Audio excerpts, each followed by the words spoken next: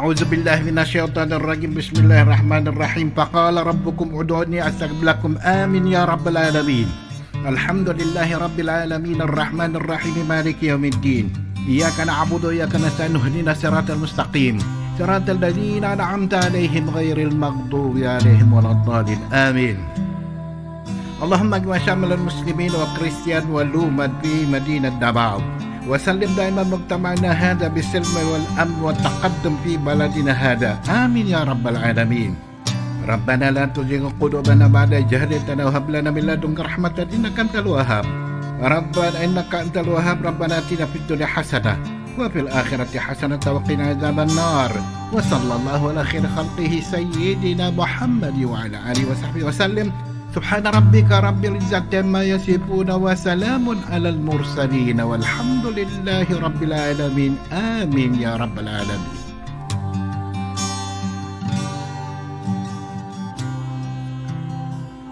In the name of the Father, Son, and Holy Spirit. Amen. Our most gracious Heavenly Father, we come to you today to praise and worship you and give you thanks for all the things you continue to provide for ourselves and our families.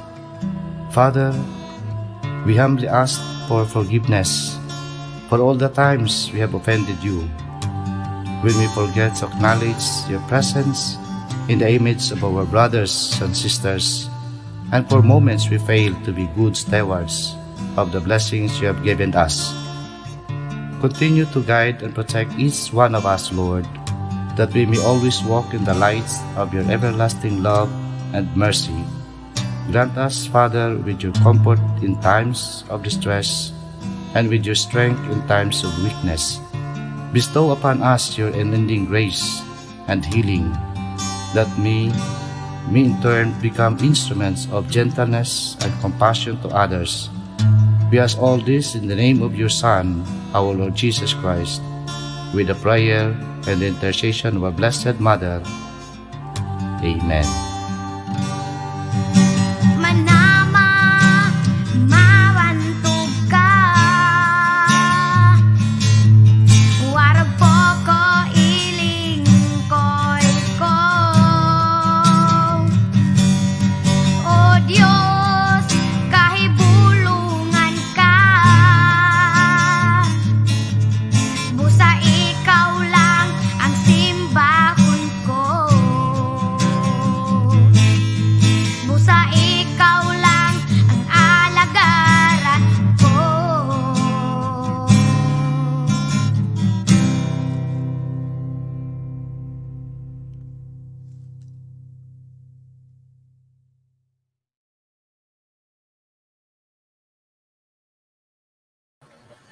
Okay, good afternoon everyone and welcome sa isa na namang episode ng Ako at ang Kalikasan TV, AKTV. At siyempre mga kaibigan, nagpapasalamat kami sa dalawa nating bagong partner ngayong araw.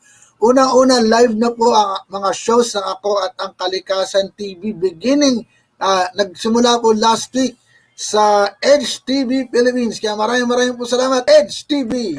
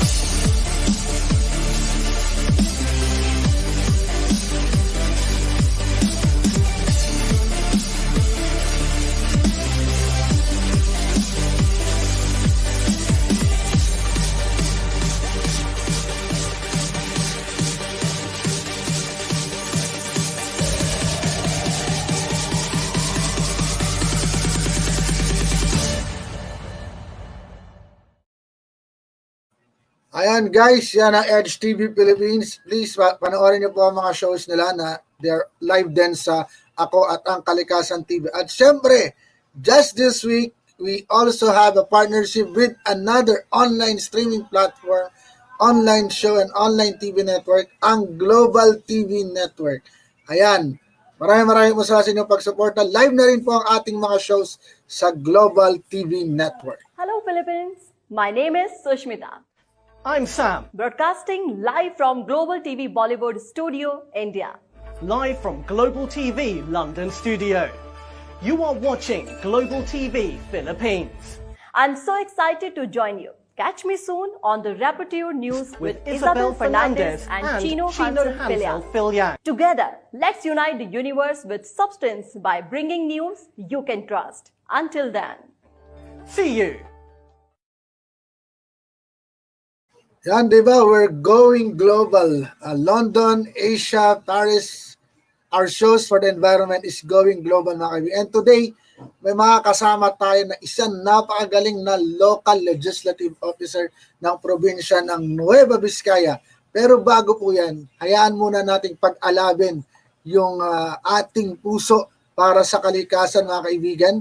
I-share ko po sa inyo itong paborito kong kanta mula sa isang kasama natin na kabataan. I-share ko sa inyo ang kanyang munting tinig at ang kanyang hiling para sa ating kalikasan. Ito, mga kaibigan, si Rafi Diano sa kanyang kantang Munting Tinig.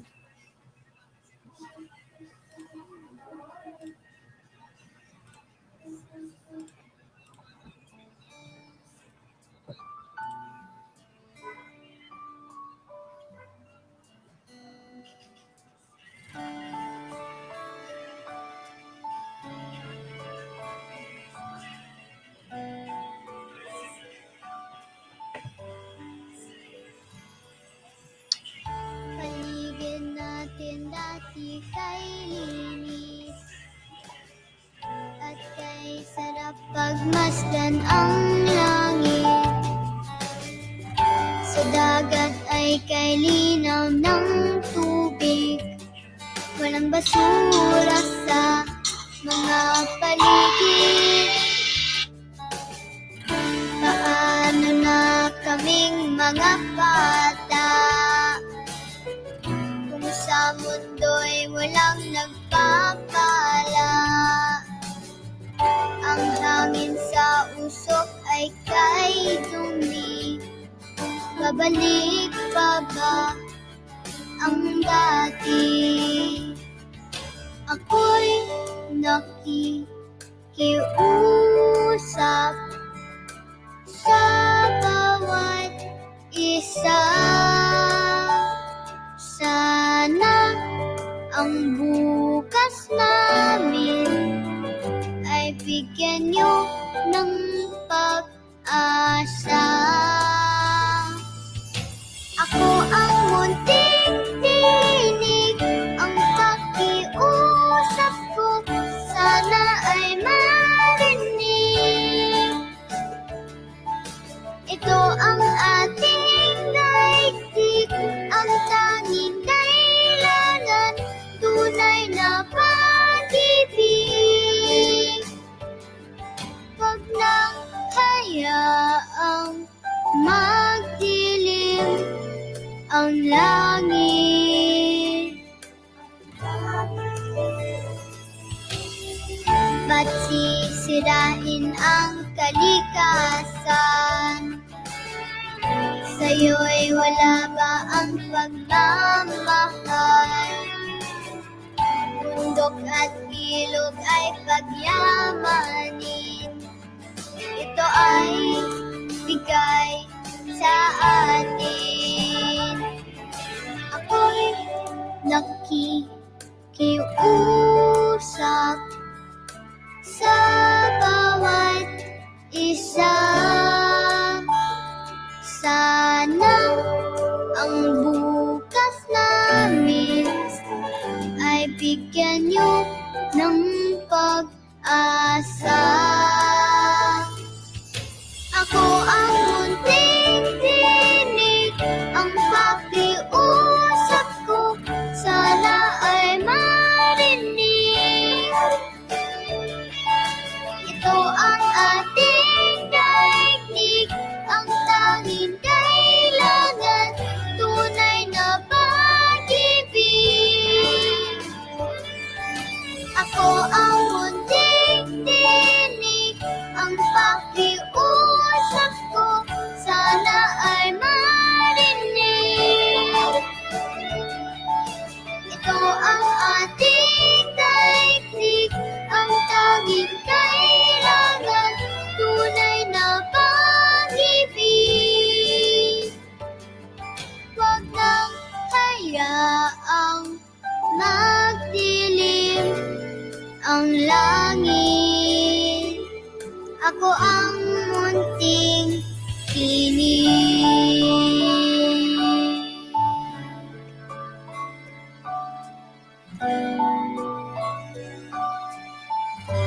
Munting tinig.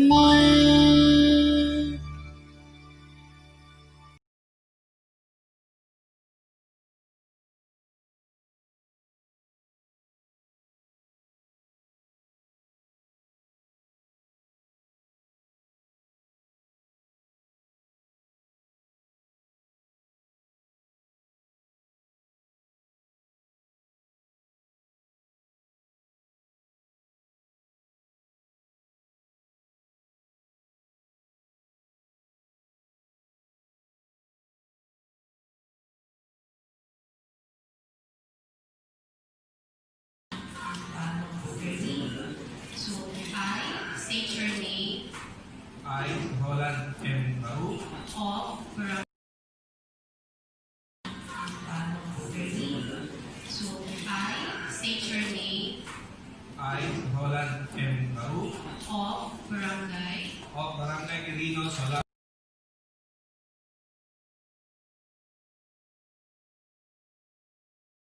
Ayun, salamat sir, nawalan tayo ng sound kanina. Thank you. Yan talaga problema minsan ng live na nakalimutan natin i-on yung ating sound. Gaya nga ng sabi ng mga kaibigan, nakipakinggan niyo yung kanta ni Rapi Diano na isa namang panawagan para sa ating lahat mga kaibigan, para kamilos tayo para sa kalikasan at magtira para sa susunod na henerasyon. At mga kaibigan, eto na, i-introduce ko na mga kaibigan ang ating guest para sa araw nito. state your name Ayaw mag-play. Roland M. So kung makita yung yung outtaking niya, alam ko in-upload ko rin to sa sa ating YouTube channel, no? Mukhang nahihiya yung video ni sir na nag-outtaking, ayaw magpakita.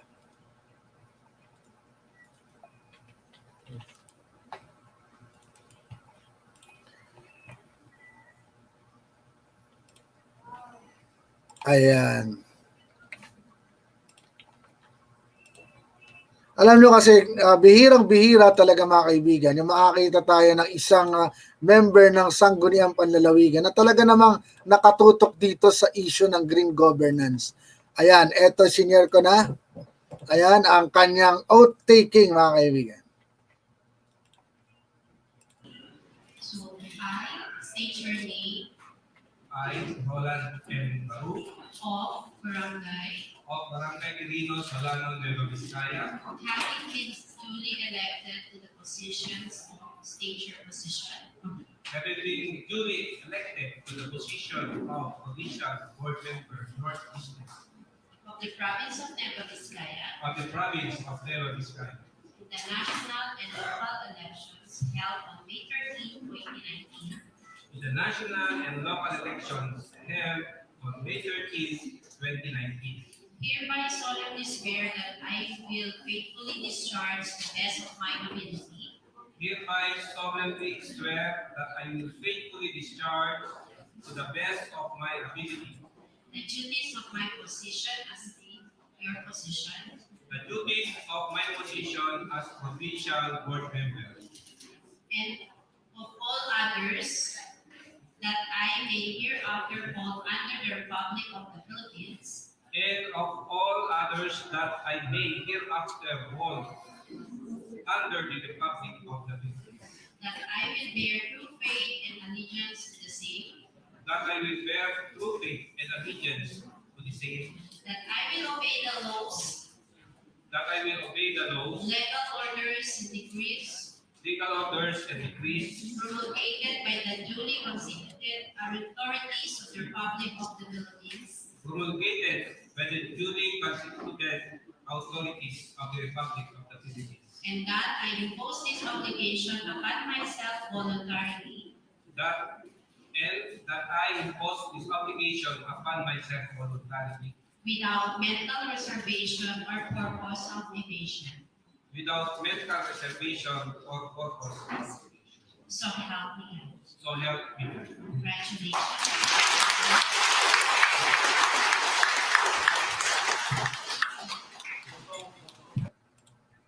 Ayun mga kaibigan, at syempre kasama natin ngayon sa studio ang napakasipag na actually pinagbigyan tayo kasi sunod-sunod yung kanyang mga gawain talaga. Eto na, napakasipag, board member Roland Caro. Yes, sir, magandang hapon po sa inyo. Kamusta? Yes, ako po ay nagagalak at na-imbita mo ako rito sa AKTV. Ito yung Ako at ang Kalikasan TV. Magandang hapon ka David, D'Angelo at sa mga nanonood po ngayon oras na ito. Magandang hapon at napakagandang kalikasan po sa inyong lahat. Kamusta po naman yung kalagayan when it comes to COVID-19 dyan naman sa probinsya po ng Nueva Vizcaya? Ang aming probinsya po, specifically nandito po tayo sa Lambak ng Cagayan o Region 2, Cagayan Valley. Nasa kategorya po na Modified General Community Quarantine. Although we are still observing po yung minimum public health protocols at medyo po mahigpit pa rin, lalo na yung mga exit and the entrance po namin kasi po ang Nueva Vizcaya ay gateway to the Cagayan Valley. Kami po yung para isang tunnel po na kami lang ang pwedeng lumusot dito at palabas papuntang Kalakhan ng Maynila. Okay. Medyo po meron din kami mga cases pero sa awa po ng Diyos ay noon sila ay ni-swab na naman sila, nagkakaroon po sila, naging negative naman po sila. Siguro talagang malaki kinalaman ng congested population kaya yung Metro Manila talaga namang naging epicenter ng pandemic. So sir, yung ating ngayon topic ngayon napaka-timely kasi itong alam niyo naman itong COVID-19 ay may kinalaman din sa issue ng kalikasan. Kasi wildlife ang pinanggalingan nito. Yeah, ayun po yata sa pag-aaral nila ay yung dalawang hayop na yung isa ay paniki at yung isa ay isang panggol. Yun isa. Panggolin. Yun. Pero ang pinakamahalaga ay yung pong sarili po natin ay we have to strengthen our immune system.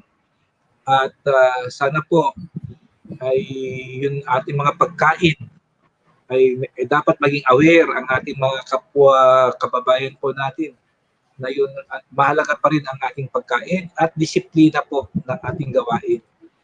Pagka sinabi po natin disiplina, pagka sinabing stay at home. Yung pong pagsusuot ng mga face mask, washing of hands at saka social distancing. Kailangan sundin talaga. Ay dapat po At so, isa pa, ang Nueva Vizcaya. Sige po. Sige po. Ang aming probinsya po ay medyo, as of now, makulimlim. Makulimlim po tayo ngayon. Sa tuwing hapon talagang umuulan na pero mainit pa rin, no? Yes po, opo. Pero marami po nagsasabi na iba po ang klima ng Nueva Vizcaya. Hopefully, makapunta kami dyan. Mabisita ko naman yung lugar nyo. Hopefully, pag pwede na. Opo. Kailangan pa rin natin sundin po natin yung guidelines kung pwede nang magbiyahe.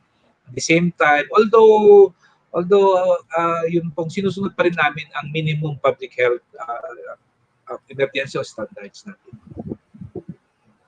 So yung topic po natin, Bukali, may kinalaman po talaga sa inyong advocacy bilang miyembro ng Sangguniang Panlalawigan, no? Itong green governance.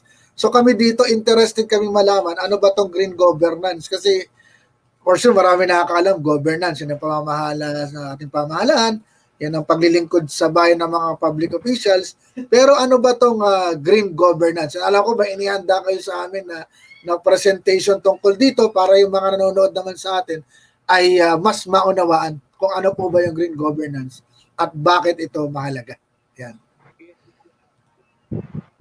Okay, bago natin banggitin yan at bago papakita ang aking presentation, gusto ko rin sanang malaman ng mga nanonood ngayon, yung pong pinag-taking po natin kanina ay historic po ang event na yan, saka historic ang place na yan.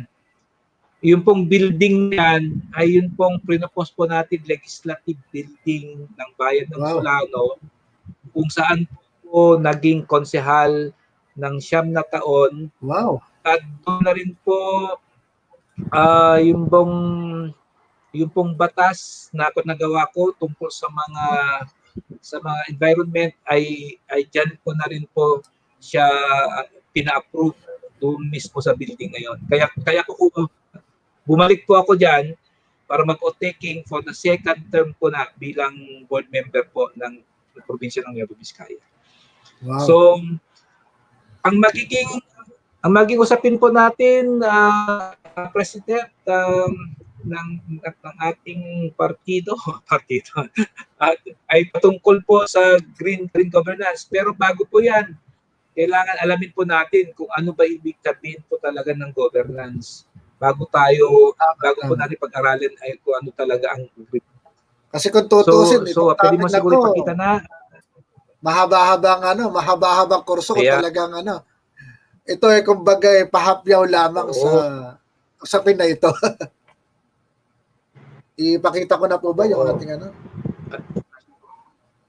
Yes, pwede mo na ipakita ang ating ayan.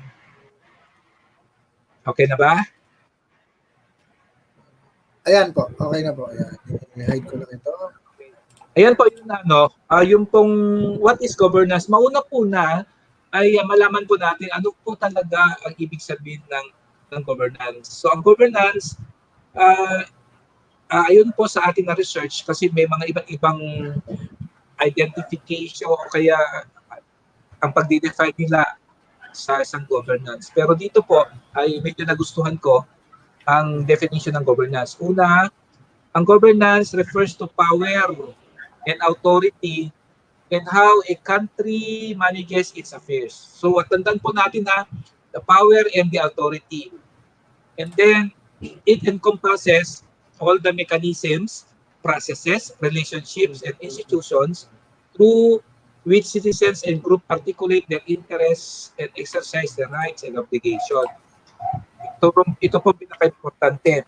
It involves ang decisions po, negotiation, and different power relations between stakeholders. Ibig sabihin po ng between stakeholders, ang publiko, the public officials, at yung private o yung mga tinatawag natin na constituents. In order to determine who gets what, when, and how, ano, at kailan, at paano natin makukuha. Yan pong governance. However, doon pa sa local government po namin, bilang isang legislative isang legislator, ang pagde-define po ng governance ay ito pong rules o rule po ito ng political system to solve conflicts between actors and adopt decisions. So ibig sabihin po ng mga between actors, mga tao at kami bilang legislator at yung mga nasasakupan po natin. We have to solve conflicts po. Then mag-adapt po tayo ng decisions ayon po sa 8 na characteristics po ng good governance. Una, participatory ba? Yung bang gagawin natin na batas ay participatory ba? It involves participatory. So ibig pong sabihin ng participatory, nandyan ba yung mga stakeholders? Nandyan ba yung mga mapektuhan ng batas na gagawin natin? Yung mga ordinance na gagawin po natin o resolution? Then, consensus-oriented. Ibig sabihin po ng consensus-oriented ay sang-ayon ba ng lahat? Nag-yes ba? Ilan pong nag-yes? Majority. At ilan po naman ang nag-no? Minority. O vice versa po yun. Pero kailangan po natin, yung po tinatawag natin sa demokrasya, na majority prevails, however, the voice of the minority must be heard. Okay? Then, accountable po. Ang susunod po ay accountable. Ang sabi dito, accountable. Ikaw ba na gumawa ng batas, kapag pumalpak, accountable ka ba? nagkaroon ka ba ng kasalanan? Or yung ba nag-implement ng batas na ginawa mo ay accountable kung hindi niya ginawa. Ayun po yun. At transparent. Kapag sinabi natin ang transparent, kailangan honest po tayo. Ang transparency kasi ay nasa constitution po natin. Okay? Transparency and accountability. Kailangan lahat ng mga lumalabas, ng mga proyekto, yung mga punto po, ay kailangan natin malaman ng tao. Kaya po nakalagay dito yung mga taxes, kung saan po napupuntang ating mga buwis, nandun po nakalagay sa tarpaulin. Kaya hindi yung pangalan po ng politiko, kundi yung pong pera o pundo ng bayan kung saan po nila nailalagay. At isang pong karakteristik pa ng good governance natin ay responsive. Responsive, na ibig sabihin ng responsive, yung bang pangangailangan ba natin ay akma ba sa batas na ginagawa? Ay ito ba, ay pag sinabing ang isang barangay ay walang tubig, kailangan be responsive din ang inyong batas na anong kailangan nila, irigasyon, or kaya isang development ng spring. Ganun po. Effective ba? Efektibo ba ang batas na ginawa mo? Ibig sabihin ng effective po, kailangan ang batas ay sinasabi niyang ito ang kailangan ngayon araw na to ma-implement hanggang sa pinakahuli po. Yun pong efficient. Efficient pa, ibig sabihin ng efficient. Akma ba ang batas na ito para sa pangailangan ng mga constituent mo? And the equitable and exclusive. Equitable. Very ko naman po ito, elementary explanation po. Equitable and exclusive. Lahat po ay pante-pantay na paggagawa po natin ng isang batas or through the characteristic po ng governance. And pinaka-importante po, the rule of law. Ano po yung batas na umiiral, existing law, hango po sa pinakamatas natin is the Philippine Constitution, the Republic Act, at yung mga memorandum circular ng mga agencies at the same time mga ordinances ng mga local government units. So yun po. Yun po yung ibig sabihin ng governance. Ididikit po natin ngayon ang green governance. So pagka sinabing green governance po kasi ay lagi nating kinakabit o lagi po natin nakaangkla yung environmental governance. Unawain po natin, ano po ba yung environmental governance? Ito po ay isang konsepto in political ecology and environmental policy na nag-advocates po ng sustainability or sustainable development as the supreme consideration for managing all activities, maybe in political ba, social and economic ba. At ang governance na nabanggit ko po kanina, yun includes yung government po natin, mga businesses and civil societies, and emphasizes the whole system management. At makakapture po natin this diverse range of elements. The environmental governance often employs alternative systems of governance, for example, the watershed-based management. So in Nueva Vizcaya po, ay nagpapasalamat din po ako kasi yung mga previous leaders po namin, yung mga governors po namin, ay nakapagpagawa po sila ng mga green governance, mga policy tungkol po sa pag-aalaga ng environment. Isa na po yung watershed-based management. Alam po ninyo, ang Nueva Vizcaya po ay it is a watershed haven. Ibig sabihin po ng watershed haven, nandun po, dito po nanggagaling ang tubig, ang katubigan na umaapaw at nagpaparami po doon sa agos po ng mga ilog, ng mga malalawak na ilog sa amin region 2 po. So ibig sabihin, kami po ang pinaka-spring, kami po kung saan nanggagaling po yung tubig. Nandito rin yung mga dam na ginagamit. Okay. Pero kailangan po natin din ang green governance, kung dam, okay, ba ang gagawin natin, makakatulong ba ito sa environment. At ang isa pang ang definition natin ay Yung green governance ba na nabanggit ko kanina ay halos magkaparehas lang po sa environment, mga environment ordinance. Kagaya po sa akin, ang nagawa po natin, andito po, I will explain po later, yung ordinansa ng continuous tree planting. Ordinansa po sa pagdedeklara ng isang barangay at isang bundok as ecotourism. At ang ordinansa na pagdating po sa organic agriculture, makakatulong po sa mga farmers. At ang mga isang ordinansa patungkol din sa isang cultural festival ng isang indigenous people po sa aming bayan. At ang mga proyekto po natin, nandito po, na walk the talk po tayo, walk the talk. Bakit po? Bilang provincial board member po ng Nueva Vizcaya, it is not, hindi na po ako masyadong gumawa ng ordinance kasi po aming bayan, because of the principle of autonomy, we have to walk the talk na po eh. We have to talk. Yung bahay kubo, ordinance na, nandyan na po lahat eh. Kaya po pinapakita ko na bilang board member, nag-walk the talk na po ako. So itutuloy po natin yung mamaya kung may mga kasagutan pa si Sir David Angelo.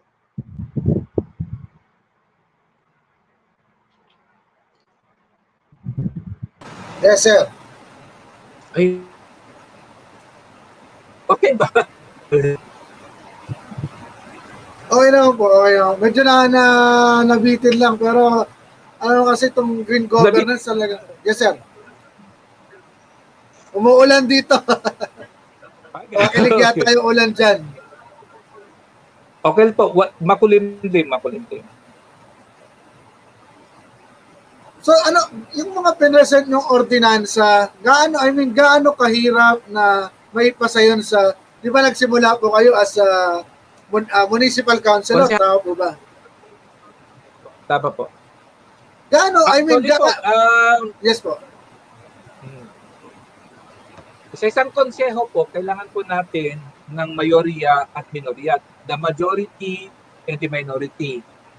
At kapag ikaw po ay magpo-propose ka ng isang ordinance, kailangan po yan ng mga debate, intellectual debate, kung talagang mahalaga ba ito ang isang ordinance. Kapag halimbawa nagbotosan po at natalo ka, sorry ka na lang. Sorry ka na lang. Kasi po, wala kang kasama eh. Marami. Okay. At pagdating naman po dun sa ordinansa mo, what if na-approve naman ang yung ordinance? The other problem ay yung local chief executive, the mayor or the governor. Ang tanong, ma-implement ba niya ang ordinance ginawa mo na naging author ka doon? Ibig kong sabihin ko noon, i-implement niya ba? Bibigyan ba niya ng pundo? Bibigyan pa niya ng sapat na funding requirements ang yung ordinance? Yan pong isa sa mga frustration ko, Sir David. So sa inyo experience, mula doon sa proseso ng pagpasa sa konseho, alin yung mas mahirap? Yung paggawa ba ng batas sa konseho? O mas mahirap yung implementation na nung napasa nating batas? Ang pinakamahirap po, yung pong implementation na nakita mo hindi ni-implement, na nabaliwala. Yun po ang pinakamasaklap bilang tagagawa po ng batas. At siyempre, ang ginawa ko na lang, kung hindi man na-implement yan, ako na lang bilang author. Walk the talk nga eh. Walk the talk ang tawag doon.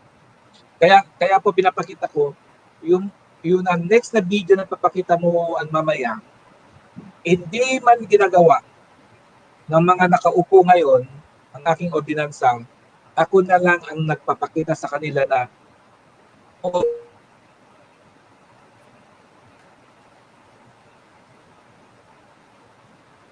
internet talaga natin, ito problema natin sa Pilipinas, no? Mga nawawala ng internet si Bokal Roland.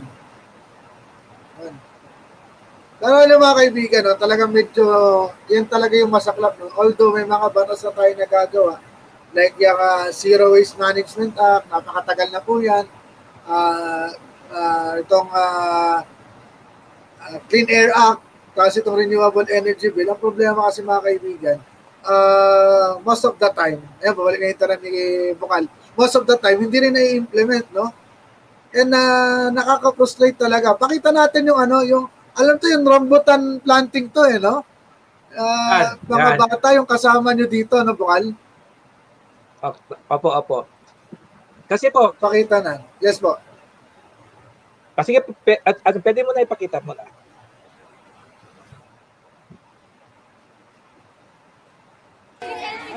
Hello! Nandito kami ngayon sa Mount Sinyan. Kasama ko ang mga teachers, mga magaganda at masisipag na mga teachers ng Solano East Central School. Okay? Yan. Live na live po tayo ngayon. Ano ang itinanim mo, Neng? Ano yan? Yes, okay. So, rambutan ang kanyang tinanim. Okay. Ano yun? Anong itatanim mo? Mr. Pogi? Ano yan? Rambutan. Sige nga. Paano ang pagtatanim mo? Sige. Ikaw mo nga. I-demo mo. Alika dito. Okay, i-demo nila ngayon kung paano magtanim ng rambutan na meron pong magic words. Okay? May magic words po dito. Kailangan niyang maitanim ang rambutan na meron siyang mantra. Importante po yun, meron mantra sa kanyang pagtatanim. Okay, nandito anong grade mo? Okay. Ayan, inalis po niya. Yes, okay. Bago po niya itatanim, meron po siyang sasabihin na mantra. Importante po yun. 3 words. 3 pong importante para po makapagtanim po sila ng rambutan dito po sa Mount Sinyan. Mount Sinyan is an ecotourism destination po ng Solano. Sige, i-demonstrate niya ngayon. Habang tinatanggal niya. Okay. Ito naman yung mag-partner. Anong grade ninyo? Okay, grade 5 sila. Kailangan meron siyang partner dito na siya yung maghuhukay. At the same time, sila rin ang magtatanim. So, tanggalin. Yung plastic. Be careful. Okay. Pwede mo na siyang Magka-classmate kayo? Okay. Hindi lang po ha. Okay na dito. Okay. Anong sasabihin mo? Paano pagtatanim mo? Okay. Then? Dumakil ka. Ano yung unang salita? Agbyag. Agyag ka. Tapos? Dumakil ka. Dumakil ka. Agbunga ka. Agbunga ka. So there are 3 words po. Ang sabi niya doon, agbyag ka, dumakil ka, agbunga ka. Ibig sabihin, mabuhay ka muna, ikaw ay lalaki, hanggang ikaw ay mamumunga ng marami. Yan po ang mantra sa tree planting po dito sa Mount Sinyan. So, galing, ang galing. Oh. Galing. Okay. Sige. Madam Mayet, okay ba? Okay, sige. Babalik ulit tayo dito. See you later. May may mantra talaga, no? Natuwa lang ako doon sa mantra na yun. Anong inspiration ng mantra? May kinalaman sa cultural heritage? Kasi interconnected lahat 'yan. Kasi that Mount Sinyan ay isa sa mga nagawa kong ordinansa na i-declared ko siyang ecotourism zone. It is a cultural and mystic heritage mountain. Yun. At the same time, kinonect ko siya sa aking ordinance na continuous tree planting activities then sa Mount Sinyan din doon sa bundok na yun. Kaya nga yun na 3 mantra na kung mo siya itatanim, Pwede mo siyang bulungan. Bubulungan mo siya, kausapin mo na mabubuhay ka, ikaw ay lalaki at mamumunga ka. And good news, Sir President David, buhay na buhay sila ngayon. Wow. Buhay na buhay. Pero ano, malalaki na. totoo yan, no? Totoo yung Ang mga rambutan.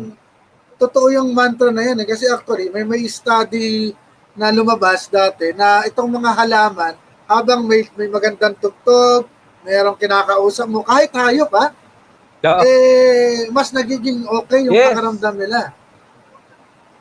Actually, meron ako nalaman doon sa anak ko, nagtrabaho siya sa isang food chain na yung proseso nila ng pagkatay may music, saka pag-aalaga may music para hindi daw nai-stress. Pero yung yung pagtatanim po ba na ito, dapat talaga function siya ng local executive na correct. Supposed to be? Correct. That is already an ordinance.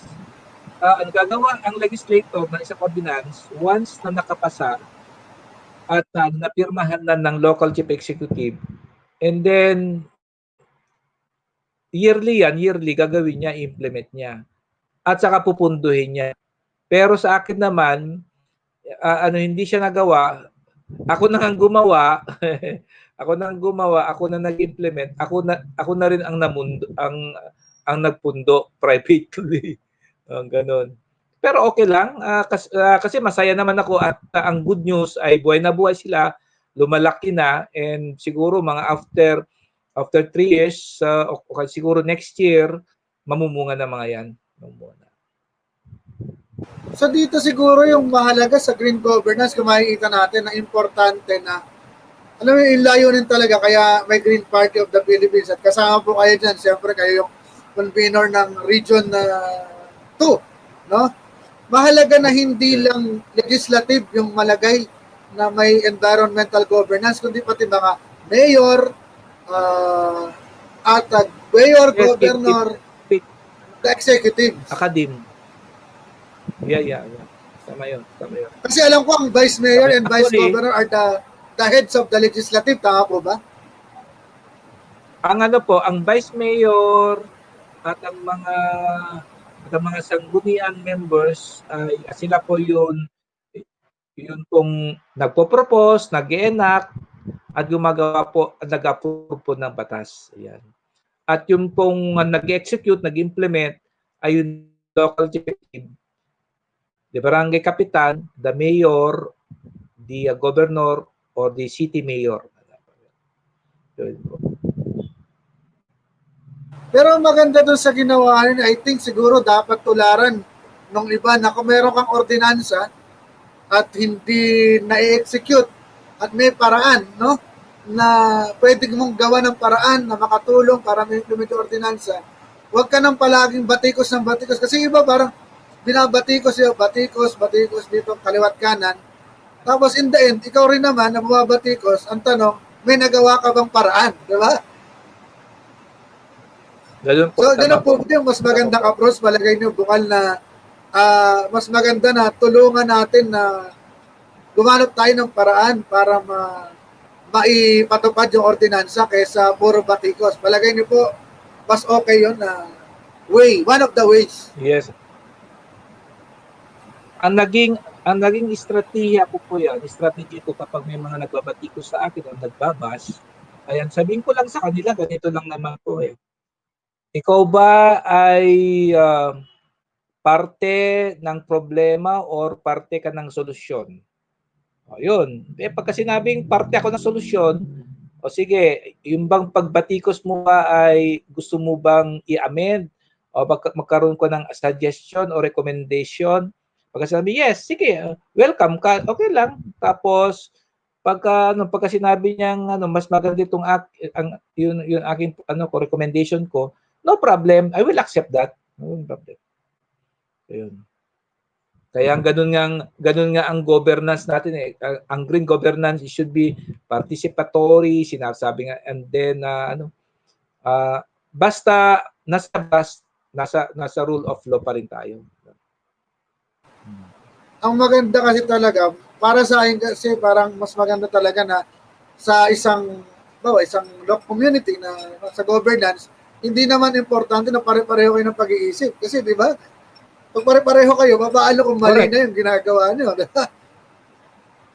Kaya nga po, Walang pupula. yun na actually, ang pinakonsepto ng governance, kasi ganito yun eh. Noon nagpatawag ba kami ng meeting, nandun ka ba? Ayun lang naman eh. Okay. Pagka sinabi niya, wala ako. O kung wala ka pala, so hindi namin narinig ang iyong tinig mo, ang iyong boses mo.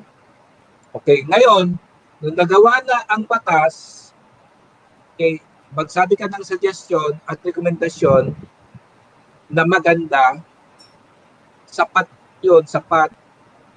at papag-aralan ulit kung yun ay pwede natin amend na rin. We have to amend ang batas na yon kapag ipapapublic hearing ulit natin at nagustuhan ng ating mga constituents, pasok ka. Kung ayaw naman ng mga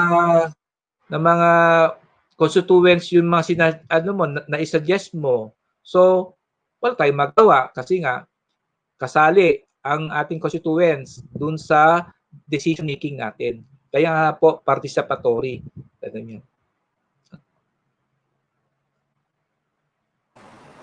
Kasi sabi ko nga, Paul, ko sinasabi nung pag may pinopost ako minsan sa social media, sabihin nila, ano ka ba, ikaw ba pula o dilaw? Sabi ko, ako berde. Kasi para sa akin, sabi ko, yung berde, anong kulay yan? Kasi sa greens, ito kasama ang tao, hindi ito personalidad eh. Hindi ito issue ng sino. Diba? Ang issue dito kalikasan at kinabukasan. Diba? Kasi marami kasi tayong mga references. Bakit ka nagtatanong na mga ganun? Siyempre, may mga batas na mga basis. Kasi, okay, halos na-tackle na lahat yung mga batas natin yung tungkol sa kalikasan, sa environment Ngayon, ang kunwari kayo, yung mismong estratehiya mo, yung strategy kung paano mo ngayon gagawin, kung paano mo ipapakita na yung batas na ginawa sa Kongreso o the national government na pinirmahan ng ating presidente, paano ngayon bababa from the national government, provincial, municipal, barangay, and to the grassroots, na-feel ba nila yung batas na yun sa grassroots, sa baba. Kaya nga po, ang ginagawa ko, bumababa ako sa grassroots, alam ba ninyo itong batas na to? Hindi nila alam kasi nga, even the barangay mismo, hindi rin niya alam. Kasi hinintay niya ang munisipyo na bababa ng batas na yon, hindi nila alam. Kaya ang role natin bilang mangbabatas sa larangan ng probinsya ay ipababalita sa kanila na ang batas na nagawa sa Kongreso ay ayon sa aking kaalaman dapat gawin natin at malaman ng mga iba na hanggang sa pinakababa. Ang problema kasi natin, humihinto national government at yung national government agency na nag-execute, wala ng cycle. Humihinto. Bakit kamo? Bakit humihinto? Ay, siyempre, humihinto siya dahil sa quote and unquote corruption.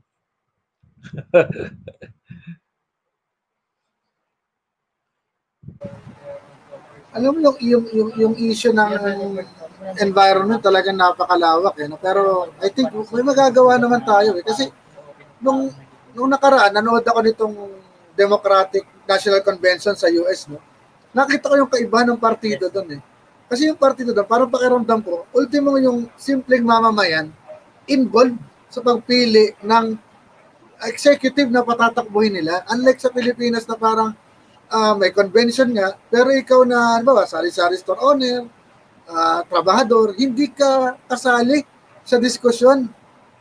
Parang yun yung wala dito na bukal. Kasi ganito kasi, paano natin iparamdam yung isang emir sari-sari owner o sari-sari sari-sari store owner yun na batas tungkol sa kalikasan. Okay? At yun sino yung mga tao na involved sa kalikasan. Okay? Ang green governance, yun involvement ng public and private, yung mga stakeholders para makagawa tayo ng decision. Ganito yon. Doon po sa ordinansa na ginawa ko, continuous tree planting, nakalagay po doon, hindi makakuha ng business clearance sa barangay at business o mayor's permit sa municipal ang isang entrepreneur, sari-sari store owner, kung hindi siya nakapagtanim ng punong kahoy. Okay. So may awareness doon.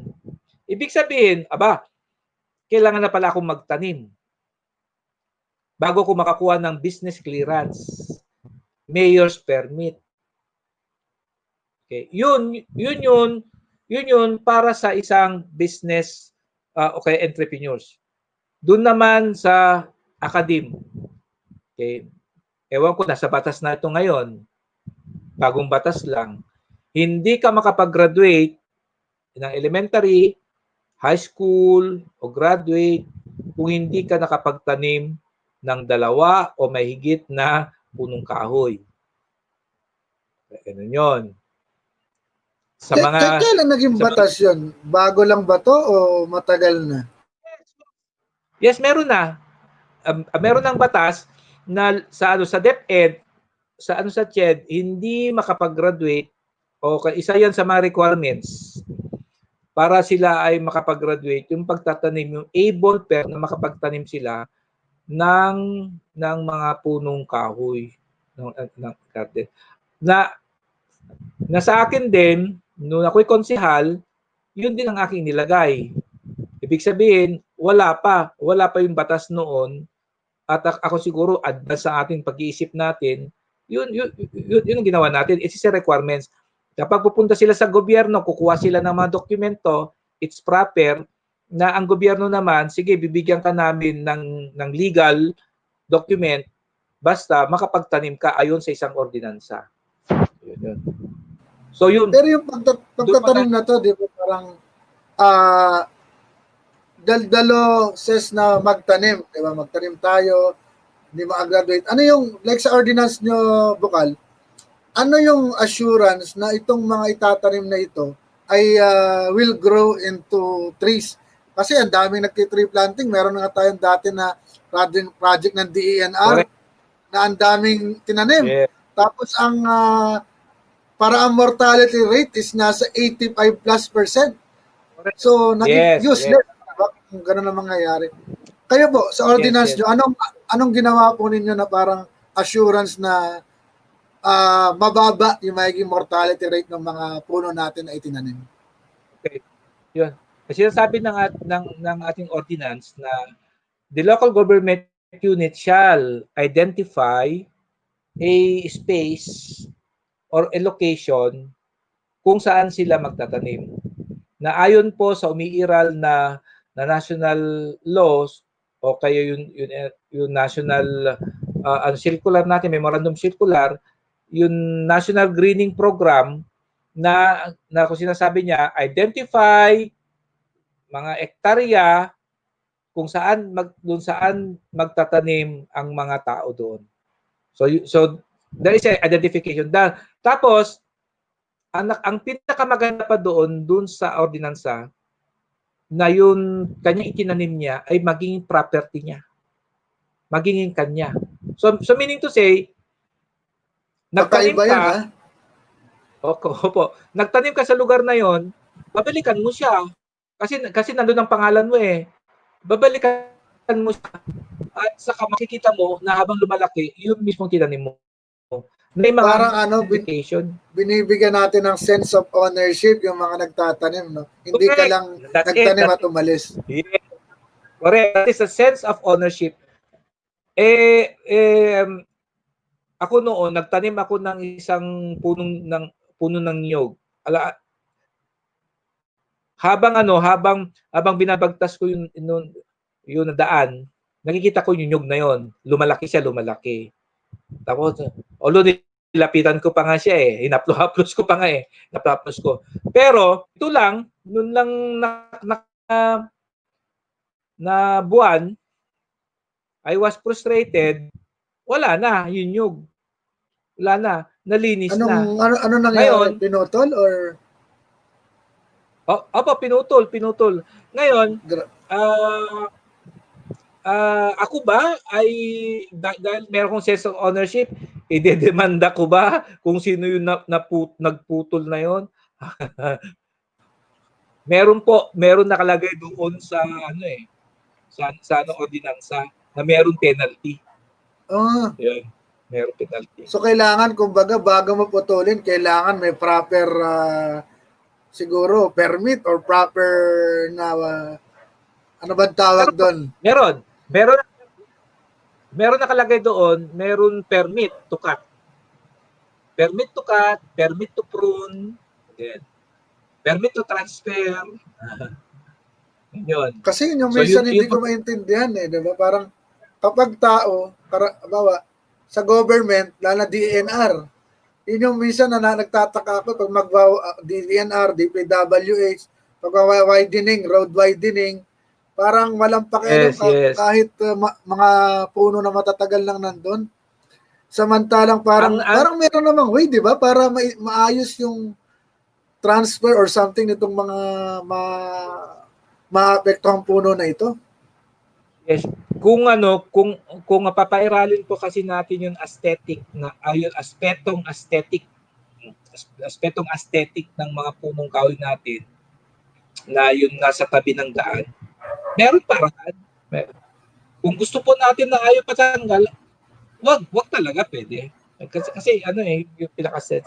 Ang batas kasi yun na pinapairal ng DPWH for road widening. Pero sabi naman nila, yun na isang punong kahoy na mapuputol ay equivalent to I think 100 na kung papalitan nila yung isang punong kahoy. Equivalent to 100. Napapalitan kaya? Tatanong ko lang, napapalitan kaya talaga, di ba? Yun yung parang $1 million question. Yeah. Ang ko natin ngayon is pairalin natin yung ating yung ating organization natin na we have to strengthen yung batas patungkol diyan sa cutting na yan. Meron na presidential decree na yan noon panahon pa ng Pangulong Marcos, meron na yan. Pero ngayon ay halimbawa 100 years na acacia, 100 years na mga punong kahoy, tapos pinutol, napakasakit na sa damdamin because of that road widening. So yun, Bukal, alam ko may lakad pa kayo at napapasalamat kami sa oras ninyo. Ano yung bilang parang pagtatapos ng ating napakaganda interview sa inyo, ano po yung gusto niyo sabihin sa ating mga tagapanood, makakapanood pa ng interview na ito, kung paano ba dapat natin mapapalaganap itong green governance at ano ba yung magiging epekto din ito sa mga karaniwang mamamayan. Saka po yung personal na rin ninyong mensahe sa ating mga kababayan. Yes, bilang miyembro ng party ngayon at bilang miyembro tayo at yung ating bosses, siguro habang naglalakad tayo, nakikita natin yung mga punong kahoy na pinapako,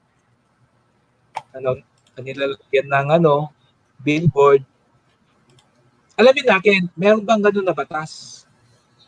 Kapag meron batas, ayun, pagsabihan natin ng barangay kung saan andun ang isang punong kahoy na merong pako at merong billboard para meron po tayong preba. Okay? Kung wala naman, halimbawa walang batas, so we have to strengthen the green governance na magiging lobbyist ka, magiging supporter ka ng isang barangay kagawad, pagsabihan mo isang barangay kagawad, hanapin mo siya, lalo na yung chairman, Committee on Environment and Good Governance, puntahan mo, pasyalan mo, na gumawa siya ng batas, na gumawa siya ng ordinansa. Kasi, because we are a member of this Green Party, na mandated po kami, na pinapairal po namin ang mga national laws, then yung bawat barangay, kung sino man yung mga chairman doon ng environment, ay mabigyan sila. At maturuan man lang, o kaya kung ayaw naman niyang gumawa ng ordinansa, tayo nang gumawa, bigyan natin sila ng template, dapat ito na lang gawin na. Ganun. So ganun din sa municipal level, then ganun din sa probinsya. And then however, sa Congress naman, natin kung sino yung mga environment doon, magkaroon po tayo ng isang boses na nagkakaisa na since we are still under the state of calamity and state of public emergency, ay shift tayo ngayon doon sa pangangalaga ng environment na who knows sa pag-aalaga natin ng environment. Nandun pala yung kasagutan, nandun pala yung gamot para sa COVID-19 na pandemya. So sa akin ay tayo ay connected tayo sa kalikasan, connected tayo sa ating kapwa-tao. Na isa lang naman ang atin nandun. We are temporarily na nag-i-stay tayo sa mundong ito. So gawin na natin kung anong dapat natin gawin. Alagaan natin ang ating kapaligiran, at the same time ay masustentuhan din tayo. So nandyan lahat. Kumbaga we are interconnected as a human beings, or bilang isang ang nilalang, tayo ngayon ay nagsasabing ako pala mismo ay isang makapangyarihan sa isip, sa salita, sa gawa, na alagaan natin ang ating kalikasan. Kaya nga ako at ang kalikasan. Maraming salamat, Sir David D'Angelo, sa iyong pag-imbitasyon sa akin at sa kayong mga nanonood dyan. Pwede po ninyo akong sundan sa aking Facebook ko. Ang pangalan ko lang, Roland Carub. At makikita po ninyo ang aking mga tekto. At sabi ko nga, walk the talk. Kailangan ipakita ko rin na kayang-kaya natin. Kahit lang isang punong kahoy na napalaki mo, you just imagine isang buto, isang seed. Kapag mo yan, nalagay mo sa isang lata na meron siyang lupa, tuwang-tuwa ka kapag tumubo na yan. Kapag tumubo na yan, ito na yung obligasyon mo. Na hanggang lalaki siya, hanggang magbunga, ito na pala ang aking role, ang aking obligasyon ko. Marami pong salamat at magandang hapon po sa inyong lahat. Greetings from the province of Nueva Vizcaya. Maraming salamat, Bukal, at napakaganda ng ating naging discussion. I hope na by 2022, dumami pa yung mga pro-environment na ma-elect, hindi lang sa local legislative, hindi pati sa executive. No? Magsasama-samahan natin ang pagtutulong-tulungan natin. Sapagkat sabi nga, halos 10 years na lang, kailangan natin kumilos bago maubos lahat itong environment natin. Maraming salamat po at hopefully makapunta ako dyan at ang mga kasama natin sa Green Party. Thank you po. Ingat po. Keep safe. Okay. Yung ganyan. Paborito ko yung sign nyo. Yung ganun. Okay, thank you po.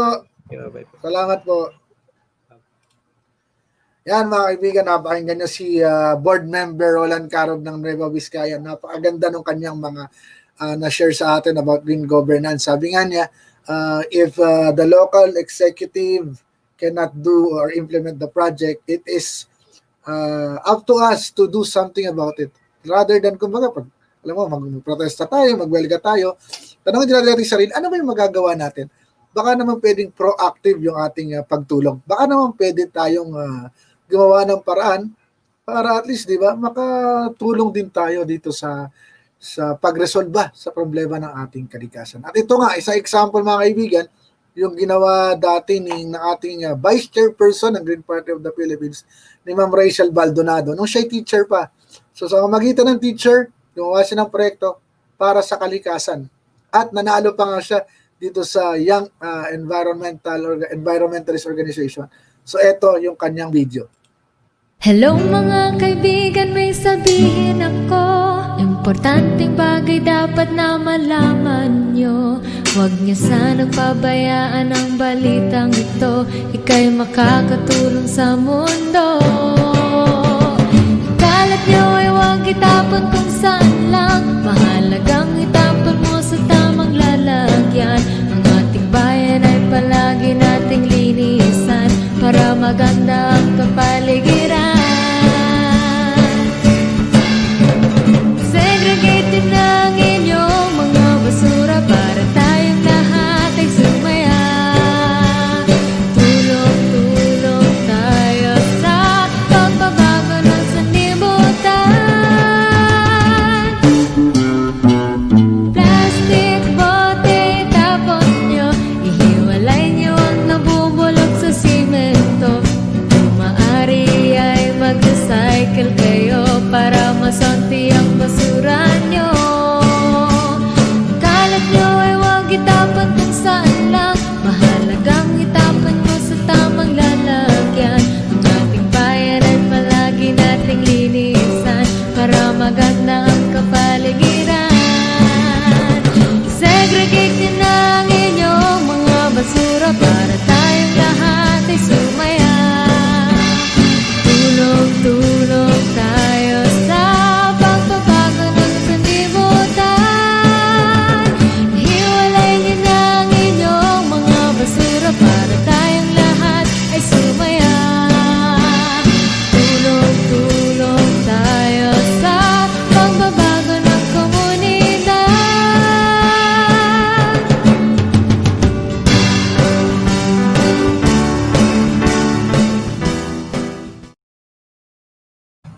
Yun, di ba? Simula lang sa pag-aayos sa pagtatakbo ng basura, pwede tayong makagawa ng magandang pagbabago. At nga po pala, August 19, ladies and gentlemen, ang August 19 po ay ang first year anniversary na isa sa napakagaling na environmentalist natin na si Miss Gina Lopez.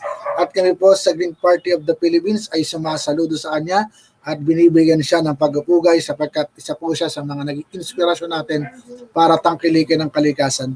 Inilaan niya yung kanyang buhay, yung kanyang dedikasyon para sa environment at sayang nga lang, hindi siya nabigyan ng yes ng ating mga nasa commission ng appointments sa Senate at sa Congress. Hindi natin alam kung bakit. Tapos yung ilang mga mining companies na pinasara niya noon, nag-ooperate na naman ngayon. So, isa po siya sa dahilan kasama yung mga maraming volunteers ng Cavite Bisig para sa Ilog Pasig ang naging daan para malinis po ang mahigit na halos magdadalawang dosenang estero sa Metro Manila. At dahil po dyan, eto bigay ko po sa kanta mula sa dalawang napakagaling na singer ng KKK o Kabataan para sa Kartilya ng Katipunan, sina Elijah Adrian Villaluz at Ezra Adriel Villaluz, ang kanilang rendition ng Anak ng Pasig. Ito pong kantang ito ay dinededicate namin today para sa alaala at pagpupugay kay Madam Gina Lopez.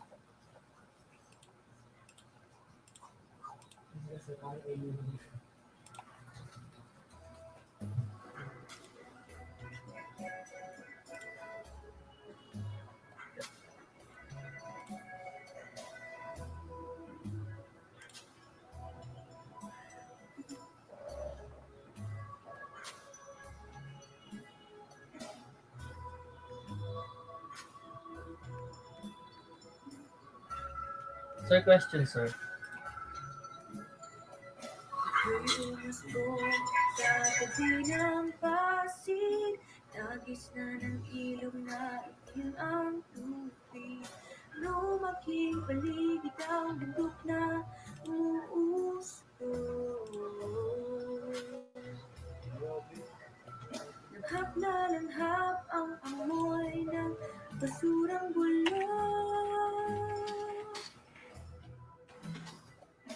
Ito ang buhay ng anak ng Pasig, swimming sa itim na tubig. Laylamin lang ang bundok ng basura ninyo. Musik kay ugong ng kotse at pangganyo. Yes, sir. Anak ng Pasig naman kayo, kalat ang kalat dito. Natakpan na ang langit kong ito, pinasyon din ang ilog ko.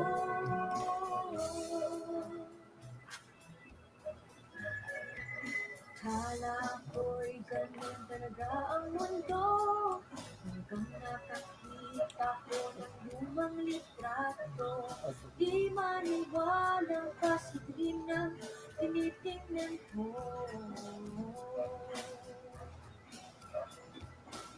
Kaibigan, ano ang nangyari dito?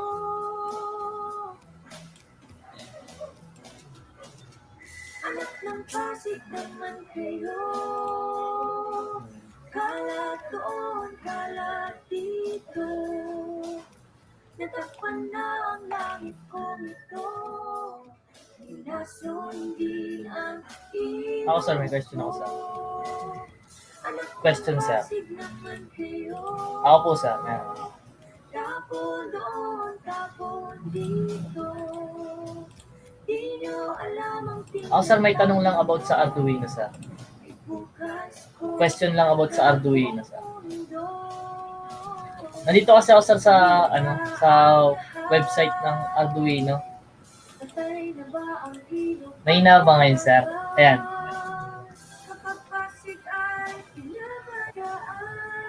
Lumipat ka, sir. Ayan, sir. Hello. Ayan, okay. Kasi, sir, nandito ako sa website ng Arduino. Meron silang web editor. Anong pinagkaiba nun, sir, sa yung downloadable na application?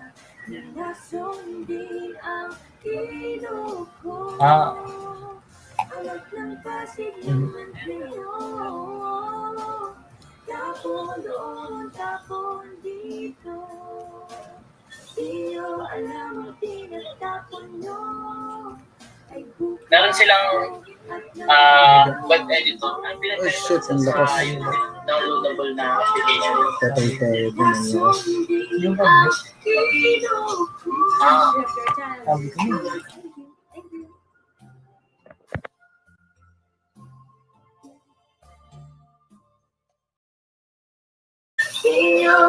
Ayan, mga kaibigan. Okay lang yan. Mayroon nag-online class kasi yung anak ko dito. So, ayan.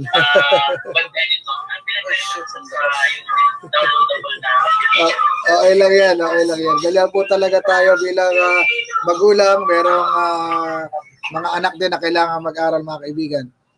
At yun, syempre, i-share ko din po sa inyo, mga kaibigan. Sa Sabado po ay magkakaroon ng online. Ayan, mga kaibigan. Okay lang yan. Nagdo-double double mic naman ako ngayon. Nagkakaroon po ng online necrological services naman po para kay dating Senador Heherson Alvarez, mga kaibigan. So sa Sabado po yan, mga kaibigan, so pwede natin yung panood. Mapanood natin, mga kaibigan. Ito po yung boses ni ng ating kasama sa Green Party of the Philippines, si Hexelon Alvarez. Magkakaroon nga ng isang online necrological service para sa aking ama itong Sabado via Zoom, tapos susubukan din namin magkaroon ng FB Live simulcast. It was August 22, Saturday, 9:30 ng umaga. Magkakaroon kasi, ang nag-organize po kasi nito yung aming law fraternity.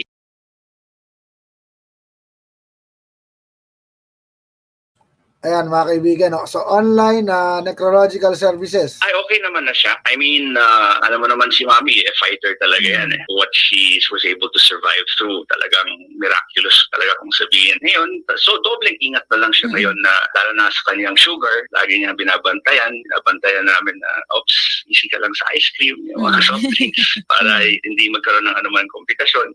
Unti-unti siya na lumalakas, naibalik naman sa kanya yung kanyang full movement niya after meron siya mga physical therapy na dinadaanan. And mga kaibigan, ang online necrological services para kay dating Senator Harrison Alvarez at isa sa mga tagapagtanggol ng kalikasan. At dahil dyan mga kaibigan, sa puntong yan ay nais namin kayong imbitahan na maging tagapagtanggol din siyempre ng kalikasan.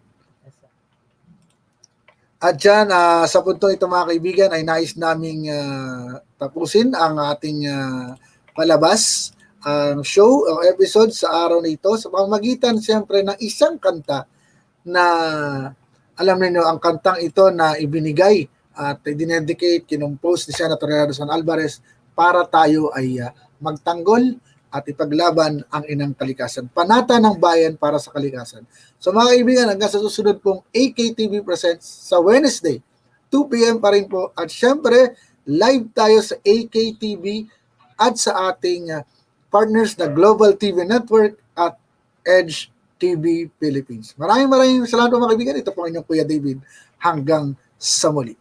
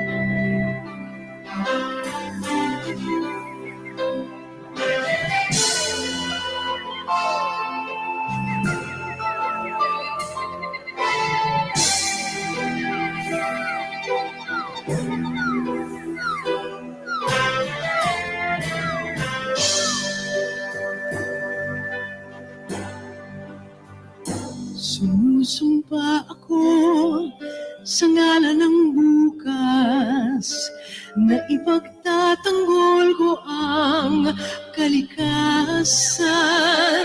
Mamahaling tapat upang tayong lahat ay magtamasa ng biyaya ng may kapal.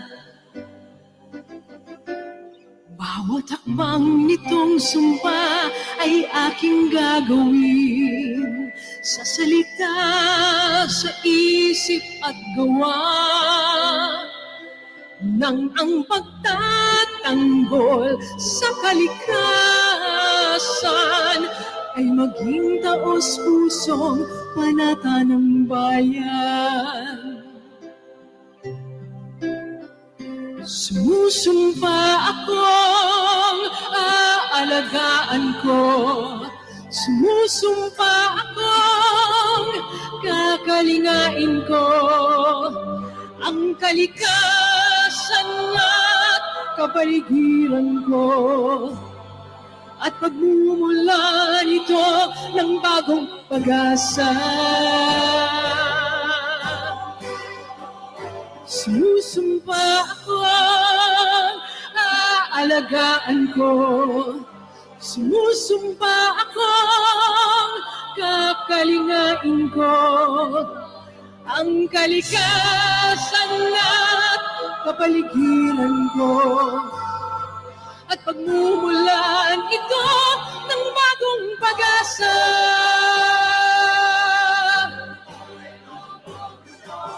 Sumusumpa ako na gagawin ko lahat ng aking makakaya upang maging ligtas at magandang tahanan ng mundong ito para sa ngayon at sa mga susunod na salinlahi. Isang sumpang maghahatid ng bagong pag-asa at pagmumulan ng tunay na pag-unlad. Tulungan nawa ako ng may kapal.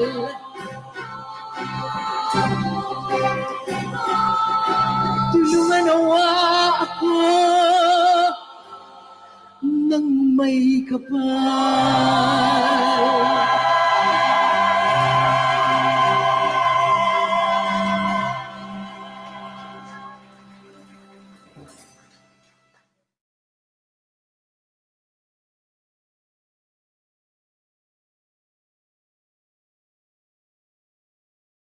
Simon and Joe both invest in stocks.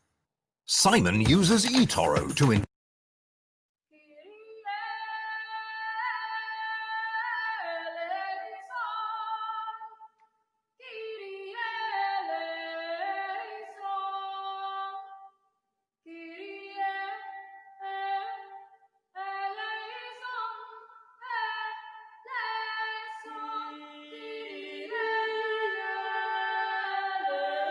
Isang pananawagan sa may kapal mula sa bayang nasasakdal.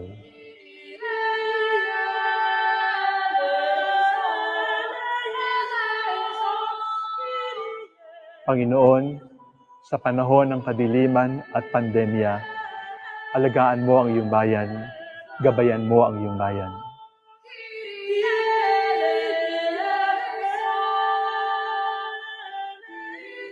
Panginoon, kaawaan mo kami. Kristo, kaawaan mo kami. Ang daing ng iyong bayan ay iyong pakinggan. Panginoon, ang iyong mga anak ay ligtas mo sa kadiliman.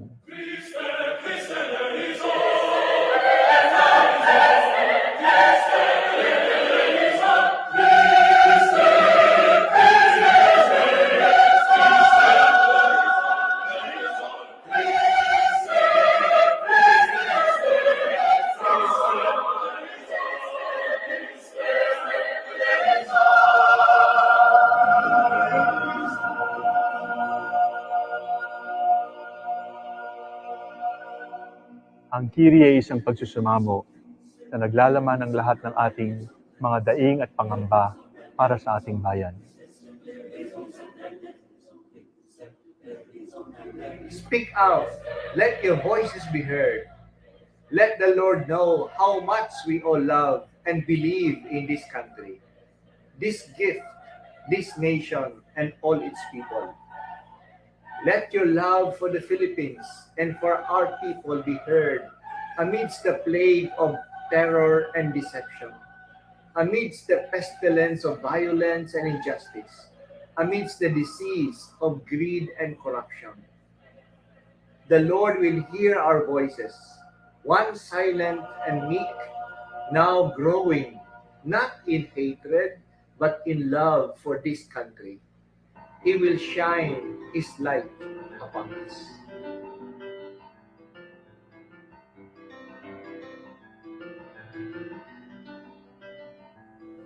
Bayan ko, kailan ka mamulat? Ang totoo'y nakikita na, pumipikit ka ba? Kailan pa, kapag wala ka nang magagawa, kapag wala ka nang ibubuga. Bayan ko, kailan ka matututo? Sadyang ikaw ang kalaban mo, ikaw rin ang susunod. Kailan kapag wala ka nang magagawa, kapag wala ka nang ibubuga, bayan ko kailan tatatayo, kay dami ng dugong inalay sa'yo. O bayan ko, ang oras ay malapit nang maubos, bago na umangon bayan ko.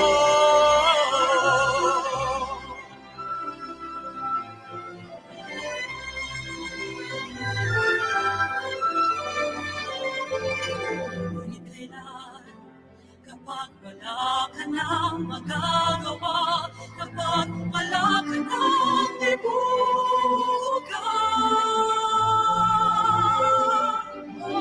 bayan ko kailan ka tatayo, kay dami ng dugong inalay sa'yo. Bayan ko, ang oras ay malapit nang maubos, bago na umangon bayan ko. Kung magkasama-sama ang tinig na sabay-sabay susulong ka, sugod na. Bayan ko, kailan ka tatayo, kay dami ng dugong inalay sa'yo. O bayan ko, ang oras ay malapit nang maubos, bayan ko, bayan ko. Sa mga kapuno, sa simoy at sa langit mo mukha, may ginakampo na at kaminsan, ang sayang minamahal, ang kiskas ng wata, masoy na may nanasinisin, ang pitusin at araw sa kailan, ang may di masinigin. Ang araw na natin magsimula, buhay ay langit sa amin. Nagbibigay ang laman, ay matalapin, ang mamatay ng langit sa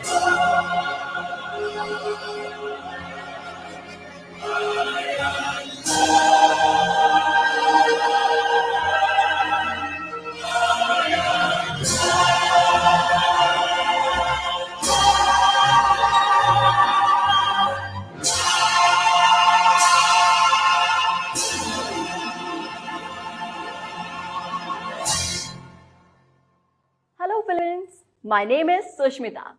I'm Sam. Broadcasting live from Global TV Bollywood Studio, India. Live from Global TV London Studio. You are watching Global TV Philippines. I'm so excited to join you. Catch me soon on the Rapporteur News with Isabel Isabel Fernandez and Chino Hansel Filiang. Together, let's unite the universe with substance by bringing news you can trust. Until then. See you.